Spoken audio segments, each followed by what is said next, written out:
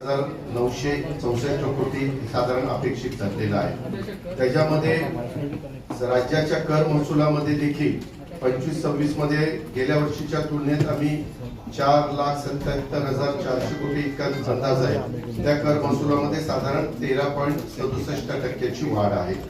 त्याच्यामध्ये महसुली खर्चामध्ये देखील गेल्या वर्षीच्या तुलनेनं आम्ही महसुली खर्च 6,06,855 कोटी आमचा अपेक्षित धरलेला आहे। त्याच्यात 16.81% वाढ आहे।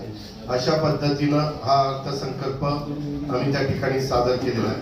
आम्ही यावेळी अर्थसंकल्प सादर करत असताना साधारण उद्याची 5 वर्ष मुख्यमंत्री उपमुख्यमंत्री आम्ही सगळ्यांनी ठरवलेलं होतं की उद्याची 5 वर्ष डोळ्यासमोर ठेवून ज्याच्यातनं भांडवली गुंतवणूक आहे, ज्याच्यातनं मोठ्या प्रमाणावर आपलं स्थूल उत्पन्न देखील वाढायला मदत त्या ठिकाणी होणार आहे आणि ज्याच्यातनं रोजगार निर्माण होणार आहे, अशा गोष्टीला आपण त्या ठिकाणी प्राधान्य देऊ आणि तेच करण्याचं प्रयत्न आमच्या या अर्थसंकल्पात आम्ही केलेला आहे।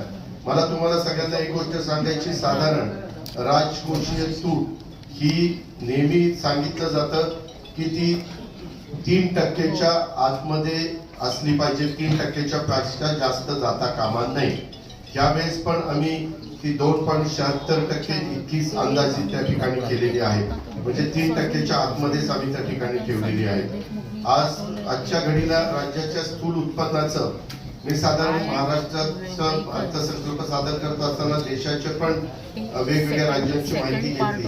त्याच्यामध्ये स्थूल उत्पन्न आता आपलं झालेलं 49,39,355 कोटी